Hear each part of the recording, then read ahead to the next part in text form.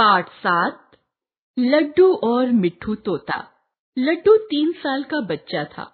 उसके गोल गोल लड्डू जैसे गाल देखकर उसकी माँ उसे लड्डू कहकर बुलाती थी। घर का आंगन ही उसका सब कुछ था। एक रंग बिरंगा तोता हर दिन उसके आंगन में आता था। वह दाना चुगता और टें टें करता हुआ उड़ जाता था। लड्डू को वह सुंदर रंग बिरंगा तोता बहुत अच्छा लगता। वह कई रंगों वाला था और उसकी एक लंबी सी पूंछ भी थी। तोते के पंख भी लाल, हरे, पीले बड़े सुंदर थे। जब भी सवेरे तोता आंगन में आता, लड्डू उसे बड़े प्यार से देखता। जब तोता दाना चुग कर उड़ना चाहता, तो लड्डू अंगूर के दाने उसके आगे फेंक देता।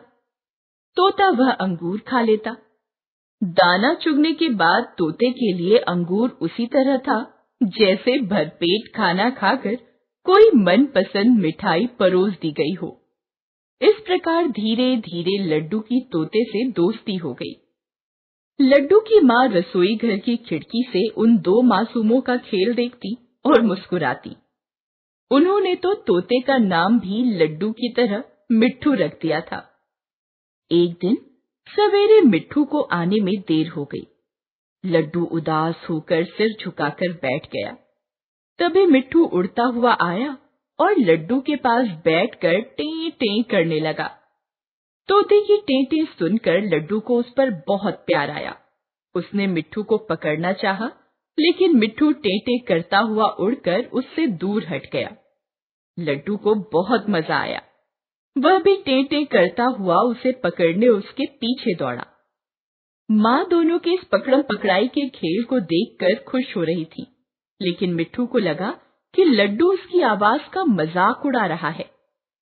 उसने गुस्से में लड्डू के गाल पर अपना पंजा मार दिया। लड्डू का गाल छिल गया और उसकी आंखों से आंसू टपकने लगे। अपने बेटे को रोता देख माँ दौड़ी हुई आई और उसके गाल को सहलाकर चुप कराने लगी। इधर अपने दोस्त को रोता देखकर मिट्ठू घबरा गया। उसे बार बार अफसोस हो रहा था कि उसने क्यों लड्डू को पंजा मारा। अब वह लड्डू को खुश करने की बात सोचने लगा। अचानक उसे याद आया कि लड्डू को अंगूर बहुत पसंद है।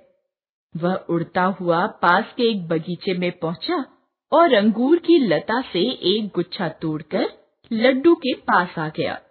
लड्डू तब तक चुप हो गया था। मिट्ठू ने अंगूरों का गुच्छा लड्डू की गोद में गिरा दिया। लड्डू अंगूर देखकर खुश हो गया। लड्डू को खुश देखकर मिट्ठू भी खुश हो गया और लड्डू के करीब आकर बैठ गया। लड्डू ने उसे भी अंगूर के दाने खिलाए और टें टें करने लगा। इस बार मिट्ठू को बुरा नहीं लगा और वह टें टें का जवाब टें टें में देने लगा, मानो कह रहा हो कि मुझे माफ कर दो। इस तरह दोनों मित्र टें टें करते हुए खुश होकर नाचने लगे। माँ भी प्रसन्न हो गई।